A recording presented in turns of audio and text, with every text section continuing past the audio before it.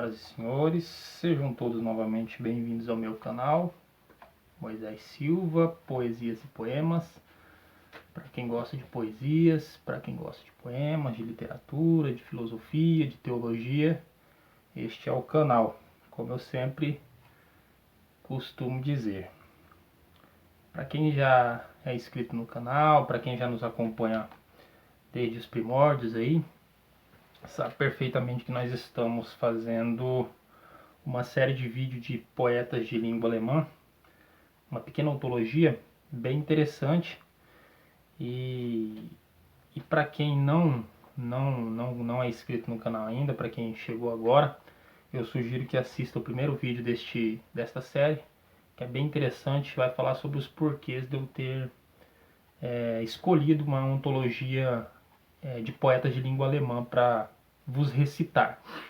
Eu gosto muito da poesia alemã, ela me chama muita atenção, os poetas que eram alemães. E como os senhores que estão acompanhando viram perfeitamente, são uma quantidade muito grande de grandes poetas que a Alemanha produziu. Inclusive nesta pequena antologia é possível perceber isso, né? Grandes poetas, belos poemas, que a gente lendo assim, nós lemos até ficamos pasmados, ficamos atônitos com tanta criatividade, tanta beleza na estruturação linguística, na estruturação poética, alegórica, figurativa com a qual esses grandes poetas trabalhavam, ok, pessoal? Bom, nós vamos agora falar um pouco sobre... eu irei agora recitar, na verdade, sobre os poemas de Edvard Munch, né? Que eu achei bem interessante. A forma, o tema em si que ele aborda, eu achei muito interessante, como os senhores virão poder comprovar pessoalmente. O primeiro poema dele que eu quero vos recitar, meus amigos, se chama É Isto, que diz assim: Primavera volta a abrir sua fita azul pelo ar, doce aroma conhecido, corre a terra a perfumar, já violetas sonham, vão desabrochar. Ouve ao longe um suave arpejar. Primavera, és tu sim, sinto-te chegar. Tradução de Amélia Rezende Martins. Então, eu particularmente tenho um certo gosto, um certo apego por flores.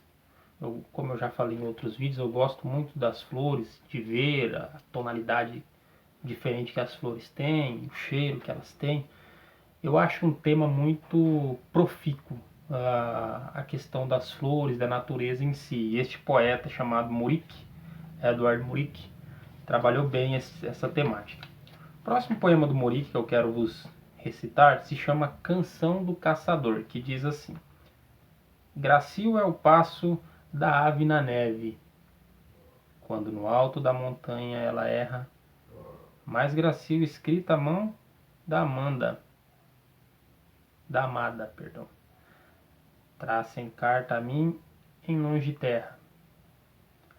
Alto nos ares sobe uma garça, lá onde não vai bala nem arpão, 1000 vezes mais altos e ligeiros, os pensares do amor puro são. Tradução de Jair Campos. Então aqui nós temos também uma menção a questões da natureza, só que em contrapartida vocês podem observar que o autor ele faz uma junção das questões da natureza voltada especificamente para áreas da nossa vida cotidiana, muito especificamente voltado para questões metafísicas, os pensares do amor puro, né?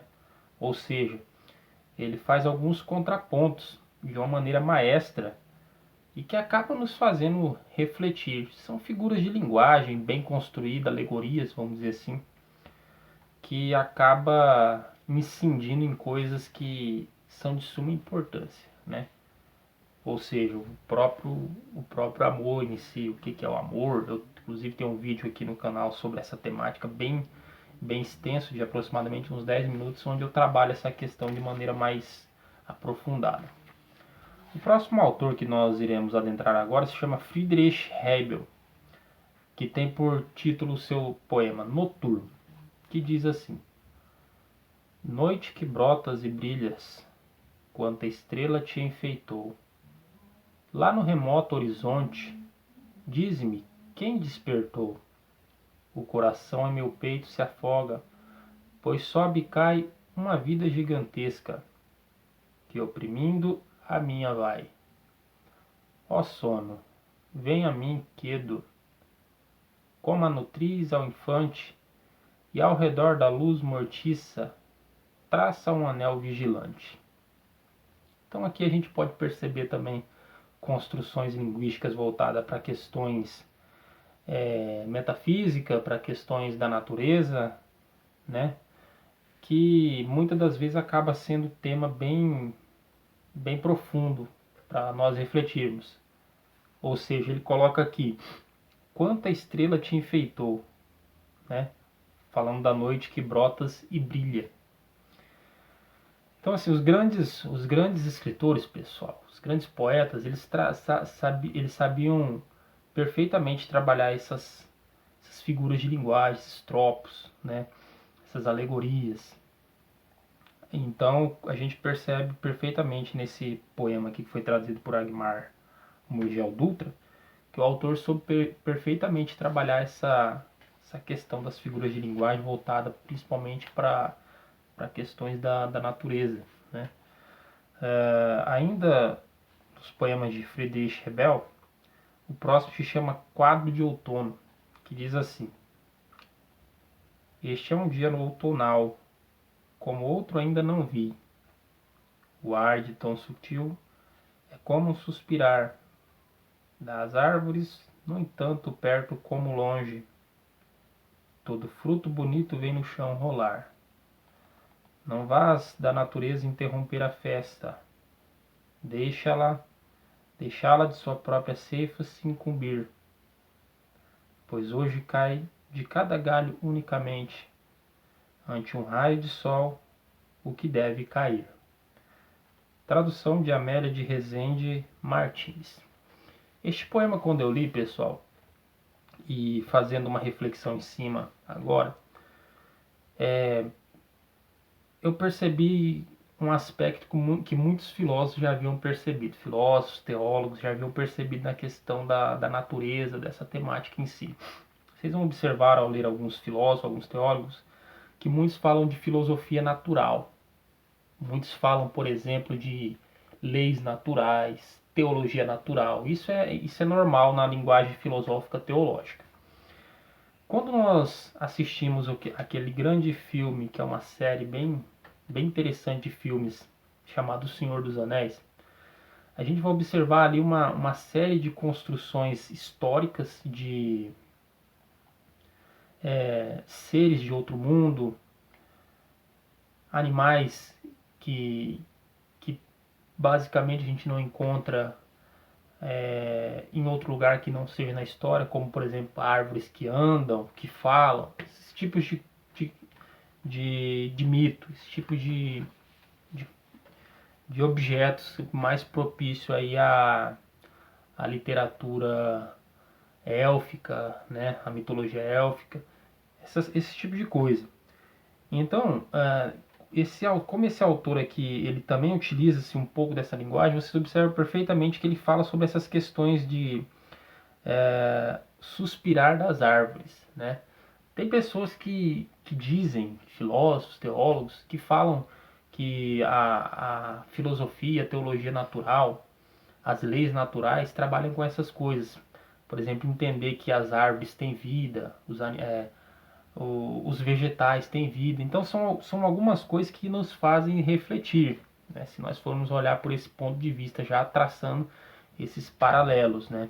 Entre essas histórias mitológicas, essas próprias questões de teor mais histórico. A gente vai observar que eu particularmente, quando eu leio esses poemas de homens que observam a natureza dessa forma, com um olhar bem peculiar, eu me lembro de Salomão. Salomão, ele foi o maior filósofo que já teve.